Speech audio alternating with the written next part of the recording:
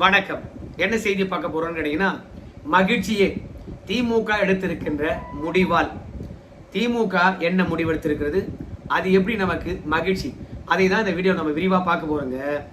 இது வரைக்கும் நம்ம சேனலை நீங்க சப்ஸ்கிரைப் பண்ணலையா அப்படின்னா சப்ஸ்கிரைப் பண்ணிக்கங்க, கொஞ்சம் சப்போர்ட் பண்ணுங்க. முதல்ல இப்ப திமுக எடுத்திருக்கின்ற முடிவு காங்கிரஸ் எதிர்ப்பு, பாஜக எதிர்ப்பை கைவிட்டு விட்டது. நேற்று திமுக ஒரு அறிக்கை வெளியிட்டிருக்குது. அந்த அறிக்கையிலிருந்து காங்கிரஸ் எதிர்க்கின்ற முடிவுக்கு திமுக வந்திருக்கிறது. பாஜக எதிர்ப்பை கைவிடுகிறது அப்படின்ற விஷயம் நல்லா தெரியுதுங்க. இப்படி காங்கிரஸ் எதிர்ப்பு, பாஜக எதிர்ப்பு கைவிடுவது தமிழகத்துல பாஜக வளர்ச்சிக்கு நிச்சயமாக வழிவகுக்கும். பாஜகவை கடுமையா எதிர்த்து கொண்டு இருந்தது திமுக தான். திமுக எதிர்ப்பதனால ஊடகமானது பாஜக எதிராக அதிகமா பேசிக்கொண்டே இருந்தது. இப்ப காங்கிரஸ் ஆனது பாஜகவை தமிழ்நாட்டில் எதிர்க்கும். ஆனா திமுக எதிர்க்கிற மாதிரி காங்கிரஸ் பாஜகவை எதிர்ப்பதற்கான திறன் இருக்கவே இருக்காது. அதனால பாஜக எதிர்ப்பு பிசு பிசுத்து விடும். இப்படி பாஜக எதிர்ப்பு பிசு பிசுத்தால் தமிழ்நாட்டில் பாஜக வளர்ச்சிக்கு நிச்சயமாக உதவும். பாஜக வளர்ந்தால் மகிழ்ச்சியா இல்லையா? அது மட்டும் இல்ல, காங்கிரஸ் எதிர்ப்பை திமுக கையில் எடுத்தால் திமுக தனித்து தேர்தலை சந்திக்க போது தேசிய கட்சிகள் எதுவும் திமுக கூட்டணியில வரப்போறதில்லை அப்படின்னு நமக்கு தெளிவாகிறது. இப்போ திமுக தனித்து நின்றால் வெற்றி பெறுமா என்று கேட்டீங்கன்னா, திமுக தனித்து நின்றால் வெற்றி பெறவே பெறாது. பல தருணங்கள்ல திமுக கூட்டணியுடன் தான் போட்டிட்டு இருக்கே அன்றி தனித்து போட்டியிடவே இல்லை. அப்படி தோல்வியை தழுவினால் அதிமுகவுக்கு ஏற்பட்ட டேமேஜை விட திமுகவுக்கு அதிகமா ஏற்படும். ஏன்னா இந்த சட்டமன்ற தேர்தலில் திமுக தோல்வி அடைந்திருக்கு. இந்த தோல்விக்கு திமுக தலைவர் தான் பொறுப்பேற்றுக் கொண்டு இருக்கின்றார். ஆனா எந்த இடத்திலும் சரி நான் தான் காரணம் அப்படின்னு ஒத்துக்கொள்ளவே இல்லை. தலைவர் என்ற முறையில நான் பொறுப்பேற்றிருக்கிறேன். ஆனா காரணங்கள் என்னவா இருக்குது, நீங்க அத்தனை பேரும் கருத்தை தெரிவிங்க, ஜூன் 4ஆம் தேதிக்குள்ள சொல்லிடுங்க அப்படின்னு நேத்து வரைக்கும் டைம் பாத்தீங்கன்னா பிக்ஸ் பண்ணி இருந்தாரு திமுக தலைவர் ஸ்டாலின். ஆனா தேர்தல் தோல்விக்கு பொறுப்பேற்ற ஸ்டாலின் தோத்ததுக்கு காரணம் நம்ம உதயநிதி ஸ்டாலின் இல்ல சபரீசனு இல்ல மு.க. ஸ்டாலின் தான் அப்படின்னு திமுக குடும்பத்துக்குள்ளதான் குத்து வெட்டு நடந்து கொண்டிருக்கு. இந்த 3 பேர்ல தான் யாரோ ஒருத்தர் தவறான முடிவு காரணமாக திமுக தோத்ததுன்னு சொல்லிட்டு எல்லா திமுக தலைவர்களும் தொண்டர்களும் நிர்வாகிகளும் திமுக தலைமை குடும்பத்தை நோக்கியே கை காட்டுறாங்க. சோ இன்னைக்கு திமுக குடும்பத்துக்குள்ள தோல்விக்கான காரணம் என்ன என்கின்ற பொழுது நீதான் நான் தான் என்று அடித்தடி நடந்து கொண்டு இருக்கின்ற காரணத்தினால அடுத்தடுத்த தேர்தலில் தோல்வி அடைகின்ற போது அதுக்கப்புறம் கட்சி எந்த நிலையில் இருக்குன்னு சொல்லிட்டு பாத்துக்கோங்க. அதனால திமுகவுடைய தேர்தல் வரலாற்றுல தேசிய கட்சி இல்லாம எப்போதும் போட்டியிட்டதே கிடையாது. ஆனா இந்த முறை காங்கிரஸோ அப்புறம் பாஜகவோ இல்லாம ஒரு தேர்தலை சந்திக்க போறாங்க. பின்னடைவை சந்திக்க போது திமுக. அப்படி பின்னடைவை சந்திக்கின்றது நமக்கு மகிழ்ச்சியா இல்லைங்களா? அது மட்டும் இல்ல, தமிழ்நாட்டில் பாஜக எதிர்ப்பு 2ஆ உடையும். ஒன்னு காங்கிரஸ் அறுவடை செஞ்சிடும், இன்னொன்னு திமுக அறுவடை செஞ்சிடும். அதனால பாஜக எதிர்ப்பு ஒருமுகப்படுத்த முடியாம போயிடும். அப்படி பாஜக எதிர்ப்பு ஒரு பக்கமா சாயாத காரணத்தினால தமிழ்நாட்டில் பாஜக கூட்டணி அதிக இடங்கள்ல வெற்றி பெறுவதற்கான வாய்ப்பு இருக்கிறது. அது மட்டும் இல்ல, நேற்று திமுக ஒரு அறிக்கை வெளியிட்டிருக்கு. அந்த அறிக்கையில் என்ன சொல்லிட்டாங்க கேட்டீங்கன்னா, காங்கிரஸ் எந்த கூட்டத்தில் பங்கேற்கிறதோ அந்த கூட்டத்தில் திமுக பங்கேற்காது. காங்கிரஸ் எந்த போராட்டத்தில் பங்கேற்கிறதோ அந்த போராட்டத்தில் திமுக பங்கேற்காது அப்படின்னு திமுக போட்டு உடைச்சிருக்கு. இது அகில இந்திய அளவுல திமுக எடுத்திருக்கின்ற முடிவு என்று நன்றாக தெரிகிறது. அப்படின்னா என்ன அர்த்தம்? காங்கிரஸ் இல்லாத ஒரு கூட்டணியை திமுக உருவாக்க போது இந்திய அளவில். அப்படி இந்திய அளவில் காங்கிரஸ் இல்லாத ஒரு கூட்டணி அமைக்கின்ற போது இந்திய அளவிலும் சரி பாஜக எதிர்ப்பு 2ஆக உடைகிறது. அப்படி பாஜக எதிர்ப்பு ஒருமுகப்படுத்த முடியாம 2ஆக உடைகின்ற பொழுது பாஜக மீண்டும் வலிமை பெற்று அதிக இடங்களில் வெற்றி பெறுவதற்கான வாய்ப்பு இருக்குது. அதனால திமுக எடுத்திருக்கின்ற முடிவு நமக்கு மகிழ்ச்சி தானுங்க. திமுக அப்படி என்ன முடிவு விலாவரியா கொஞ்சம் சொல்ல அப்படின்னு கேட்கும்பொழுது காங்கிரஸ் என்ன சொல்லியிருக்காருன்னு கேட்டீங்கன்னா, ஏப்பா இந்த பாஜக ஆட்சி வந்த பிறகு பெட்ரோல் விலையை ஏற்றிட்டாங்க, டீசல் விலையை ஏற்றிட்டாங்க, சமையல் எரிவாயு உருளை விலையை ஏற்றிட்டாங்கப்பா, நீட் தேர்வு சரியா நடத்தல, கியூட் தேர்வை சரியா நடத்தல, அதனால நம்ம பாஜக எதிராக வீரியத்துடன் களமாட வேண்டும். அதனால இந்தியா கூட்டணி கட்சியினுடைய தலைவர்கள் எல்லாம் டெல்லிக்கு வந்துருங்க. கான்ஸ்டிடியூஷன் கிளப்ல வந்து பாஜக எதிராக எதிர்ப்பு போராட்டங்களுக்கு எந்த மாதிரி வியூகத்தை வகுக்கணும் எல்லோரும் சேர்ந்து ஆலோசனை நடத்துவோம். ஜூன் 8ஆம் தேதி வந்துருங்க அப்படின்னு காங்கிரஸ் ஆனது அழைப்பு விடுத்திருக்குது. அந்த அழைப்பு திமுகவுக்கும் விட்டுருக்குதுங்க. ஏன்னா காங்கிரஸ் அப்புறம் தவேகா கூட்டணி ஏற்பட்ட பிறகு இந்தியா கூட்டணியில வந்து திமுக இருக்கா இல்லை என்ற டவுட் இருந்தது. காங்கிரஸ் கட்சிக்காரங்க எங்க கட்சியுடன் தான் திமுக கூட்டணி இல்லையே அன்றி, ஆனா இந்தியா கூட்டணியில திமுக இருக்கிறது, கண்டிப்பாக பாஜக எதிரான போராட்டத்துல நாங்க திமுகவை அழைப்போம் அப்படின்னு கிரிஷ் சோடங்கர் வந்து தமிழ்நாடு காங்கிரஸ் பொறுப்பாளர் வந்து சொன்னாரு. அதன் அடிப்படையில தான் காங்கிரஸ் கட்சியுடைய தலைமை வந்து நம்ம திமுக தலைமைக்கு கடிதம் எழுதி இந்த ஜூன் 8ஆம் தேதி வந்துருங்கப்பா, நம்ம எல்லாம் ஒன்னா சேர்ந்து பாஜக எதிராக போராட்டம் நடத்தலாம் அப்படின்னு சொன்னாங்க. அதுக்கு திமுக என்ன சொல்லியிருக்குன்னு கேட்டீங்கன்னா, ஏப்பா காங்கிரஸ் துரோகத்தின் காரணமாக எங்க தொண்டர்களுடைய மனமானது புண்பட்டு இருக்கிறது, அதனால எங்க தொண்டர்களுடைய எண்ண ஓட்டத்துக்கு ஏற்ப அவங்களுடைய எண்ணத்துக்கு மதிப்பளித்து நாங்க காங்கிரஸ் நடத்துகின்ற அந்த கூட்டத்துக்கு நாங்க வரமாட்டோம். இப்படி காங்கிரஸ் வந்து பாத்தீங்கன்னா பாஜக எதிராக ஒரு ஆலோசனை கூட்டத்தை போடுது. பத்தியா திமுக வரல, அதெல்லாம் பாஜக எதிர்ப்ப திமுக விட்டுடுச்சு அப்படின்னு நீங்க நினைக்க வேண்டாம். ஆனால் நாங்க சிஏவா இருக்கலாம், நீட் தேர்வா இருக்கலாம், கியூ தேர்வா இருக்கலாம், அப்புறம் முத்தலாக்கா இருக்கலாம், எஃப்சிஆர்ஏ இருக்கலாம், அது மட்டும் கிடையாது இந்த எஸ்ஐஆரா இருக்கலாம், தேர்தல் ஆணையத்தோட நடவடிக்கை இருக்கலாம், அது மட்டும் கிடையாது காவிரி மற்றும் முல்லை, இந்த மாதிரி எந்த பிரச்சனையா இருந்தாலும் சரி நாங்க தான் முதல் குரல் கொடுத்துருக்கோம். அது மாதிரி இந்த அறிக்கையில எந்த இடத்துலயும் சரி பாஜக என்ற பெயரே வந்து திமுக சொல்லவே இல்லை. ஆனால் கடந்த காலங்களில் இந்த மாதிரி பிரச்சனை வருகின்ற போது அந்த பிரச்சனைக்கெல்லாம் முதல் ஆளா களத்துல இறங்கி போராடி இருக்கிறோம். அதனால நாட்டுக்கு எதிராக, மாநில உரிமைக்கு எதிராக, மத சார்பின்மைக்கு எதிராக எந்த ஒரு தவறான நிகழ்வுகள் நடந்தாலும் அந்த நிகழ்வுக்கு முதல் ஆளா களத்துல இறங்கி குரல் கொடுத்தது, போராடினது திமுக தான். அதனால மீண்டும் ஏதாவது ஒரு பிரச்சனை நாட்டுக்கு எதிராக, மாநிலத்துக்கு எதிராக, மத சார்பின்மைக்கு எதிராக வந்தா நாங்க போராடுவோம். அதுக்காக காங்கிரஸ் எந்த ஆலோசனை கூட்டம் நடத்துதோ அதில் நாங்கள் கலந்துக்கணுமா? காங்கிரஸ் ஏதாவது ஒரு போராட்டம் நடத்தினா அந்த போராட்டத்தை நாங்கள் கலந்துக்கணுமா? ஒன்று மட்டும் நினைச்சுங்க, இந்தியா கூட்டணியில் இருக்கிற வரைக்கும் ஏதாவது பிரச்சனை வந்தா முதல் ஆளா வந்து திமுக தான் குரல் கொடுத்துருக்கு.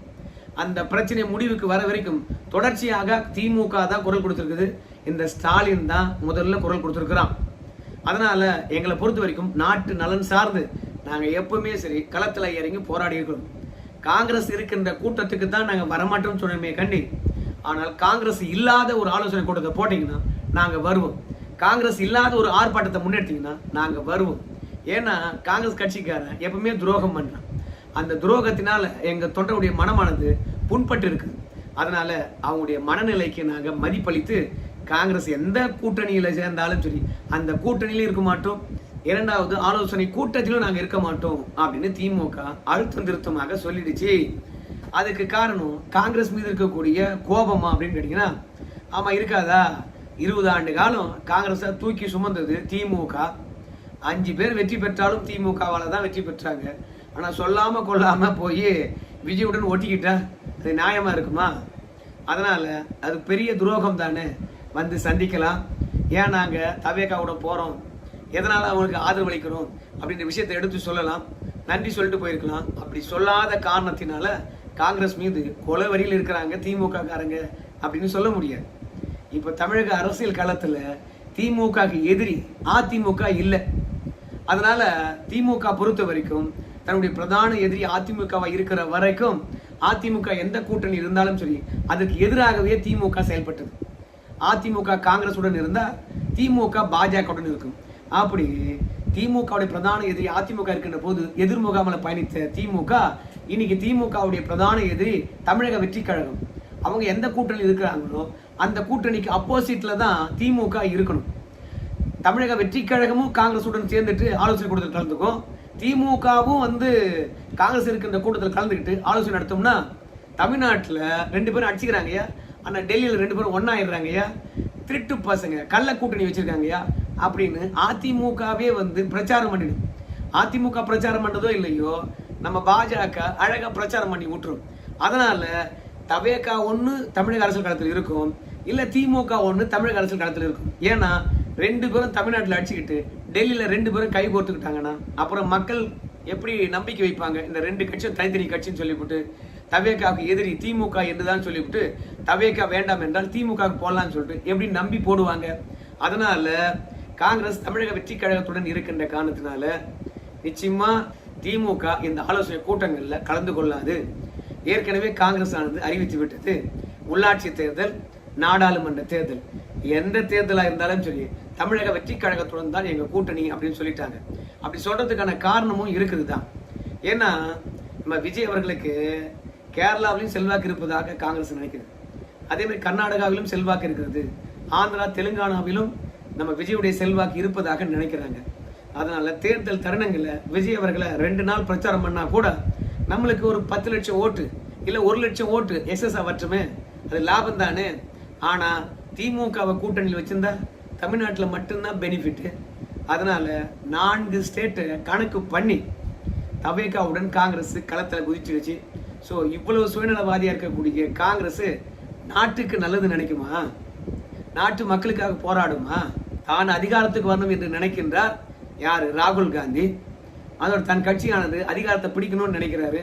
அதுக்கு யார் முதுகல வேண்டுமானாலும் நான் ஏறுவேன் அப்படின்னு காங்கிரஸ் நினைத்தால், இந்த தவேகா பொறுத்த வரைக்கும் FCRA சட்டத்தை எதிர்த்திருக்கிறதா, SIR எதிர்த்திருக்கிறதா, அப்புறம் பாஜக கொண்டு வந்த எல்லா திட்டத்தையும் எதிர்த்திருக்கிறதா?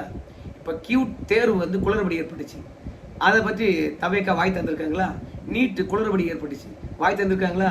CBSE தேர்வுல குளறுபடி ஏற்பட்டுச்சு, வாய் தந்திருக்காங்களா? ஆனா அவங்க கட்சியில் இருக்கிறவங்க எதிர்வினை ஆற்றலாம், ஆனால் விஜய் அவர்கள் ஏதாவது பேசியிருக்கின்றாரா? இப்படி பாஜக எதிராக எதுவுமே வாய் திறந்து பேசாத தவேகாவுடன் போய் நான் ஒட்டிக்குவேனா அப்புறம் காங்கிரஸ்க்கு என்ன கொள்கை இருக்குது? வெற்றி மட்டும்தானே நோக்கம். இந்த அளவுக்கு சுயநலமா இருக்கக்கூடிய காங்கிரஸுடன் நம்ம சேர்ந்து பயணிக்க வேண்டுமா? முதுகுல குத்துது காங்கிரஸ். எந்த தருணத்திலும் சரி காங்கிரஸை நம்ம கூட்டணிக்குள்ள ஏற்றுக்கொள்ள கூடாதுன்னு ஏற்கனவே உதயநிதி ஸ்டாலின் முடிவெடுத்ததுனால இப்போ காங்கிரஸ் எங்க போராட்டம் நடத்தினாலும் சரி நான் போக மாட்டேன் அப்படின்னு திமுக முடிவெடுத்திருக்கிறது. ஸோ திமுக முடிவு காங்கிரஸுக்கு பலவீனம் கிடையாது, திமுகவுக்கு தான் பலவீனம். அது மட்டும் கிடையாது, சில அரசியல் பார்வையாளர்கள் என்ன சொல்றாங்க கேட்டீங்கன்னா, இப்போ காங்கிரஸ் எதிர்ப்பை திமுக அதிகப்படுத்தினால் இயல்பாகவே பாஜக திமுகவுடன் நெருங்குவதற்கான வாய்ப்பு இருக்குது. 2029 எங்கேயோ இருக்குது. அரசியல் கள நிலவரமானது கண்டிப்பா மாறலாம். அண்ணாமலையை பொறுத்த வரைக்கும் இன்னைக்கு என்ன அறிவிக்க போறாருன்னு தெரியல. ஸோ இந்த அறிவிப்புக்கு பிறகு பாஜக பலமா இருக்குமா பலவீனமா ஆகுமான்னு தெரியாது. இப்படி பாஜகவும் பலவீனமா இருந்து அதிமுகவும் பலவீனமா இருந்து 2 பலவீனமா இருக்கக்கூடிய கட்சிகள் அடுத்து வருகின்ற நாடாளுமன்ற தேர்தலில் போட்டியிட்டால் எந்த அளவுக்கு வெற்றி பெற முடியும்?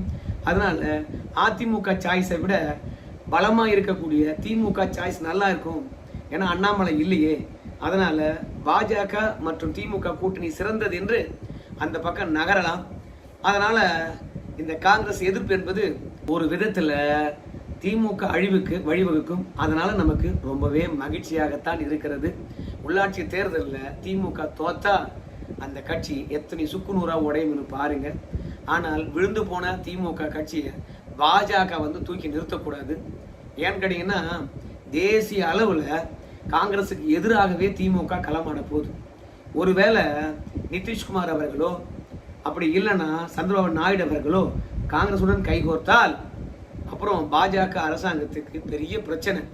2ல யாராவது ஒருத்தர் கைகோர்த்தாலும் பெரிய பிரச்சனை. அதனால அந்த தருணத்தில் இயல்பாகவே திமுக கிட்ட இருக்கக்கூடிய 22 எம்பிக்கள் பாஜகவுக்கு உதவுவாங்க. அந்த அடிப்படையை வச்சு திமுகவுடன் கூட்டணிக்கு போலாம் அப்படின்னு பாஜக முடிவெடுத்தால் அதுக்கப்புறம் பாஜக காப்பாற்ற முடியாது. அதாவது திமுக வளர்ற வரைக்கும் இல்லை அதிகாரத்தை பிடிக்கிற வரைக்கும் பாஜக காலை நக்கி பிழைப்பார்கள் திமுகவினர். ஆனால் தேர்தலெல்லாம் முடிஞ்சு விட்டு திமுக வெற்றி பெற்று விட்டு தனிப்பெரும் கட்சியாக உருவெடுத்து விட்ட பிறகு அதே பாஜக எதிர்த்து வேலை பார்க்கக்கூடியவங்களாக திமுக காரங்க மாறிடுவாங்க. ஸோ அதனால ஏற்கனவே அனுபவம் இருக்கிறது பாஜகவுக்கு. திமுக பக்கம் தலை வச்சு கூட படுக்கக்கூடாது. விழுந்த திமுக பாஜக எதிர்ப்பை கையில் எடுக்காம ஏங்க காங்கிரஸை எதிர்த்து கண்டன அறிக்கை வெளியிட்டிருக்காங்க. ராகுல் காந்தியை நான் மட்டும்தான்டா பிரதமர் வேட்பாளராக அறிவிச்சேன், வேற யாராவது அறிவிச்சாங்களா? துரோகிங்களே அப்படின்லாம் காட்டமான அறிக்கை வெளியிட்டு இருக்கிறவங்க கடந்த காலத்துல மாநில உரிமைக்கு எதிராக, மத சார்பின்மைக்கு எதிராக, இந்திய அரசியலமைப்பு சட்டத்துக்கு எதிராக, நம்ம அரசுக்கு எதிராக யாருங்க தேவையில்லாத விஷயங்களை கொண்டு வந்து திணித்தது? பாஜக தானே. ஆனால் நேற்று திமுக வெளியிட்ட அறிக்கையில ஒரு இடத்துல கூட நாட்டுக்கு எதிரான தீமையான விஷயங்களை கொண்டு வந்து சேர்த்தது பாஜக தான் அப்படின்ற வார்த்தையே வந்து திமுக சொல்லலை. அதனால நம்ம பாஜகவை இப்போ கோபப்படுத்தி அந்த கூட்டணிக்கு போக முடியாம நாமளே வந்து ஒரு புது கேட்டை போட்டக்கூடாது என்பதற்காக பாஜக என்ற பேரை சொல்லாமே தவிர்த்திருக்குது திமுக. இதெல்லாம் பாசிட்டிவா பார்த்துக்கிட்டு கடந்த காலங்களில் திமுக நடந்து கொண்ட விஷயத்தெல்லாம் மறந்துட்டு, ஏப்பா நிதிஷ்குமாரோ சந்திரபாபு நாயுடோ காலை வாரிட்டா என்ன பண்றது, திமுக கிட்ட நெருக்கமா இருக்கலாம்னு சொல்லிட்டு பாஜக தப்பான முடிவு எடுத்தா நிச்சயமாக சொல்றேன், தமிழக அரசியல் களத்துல பாஜக அதோட எழுந்து வராது, ஒரு இடங்கள்ல கூட வெற்றி பெறாது.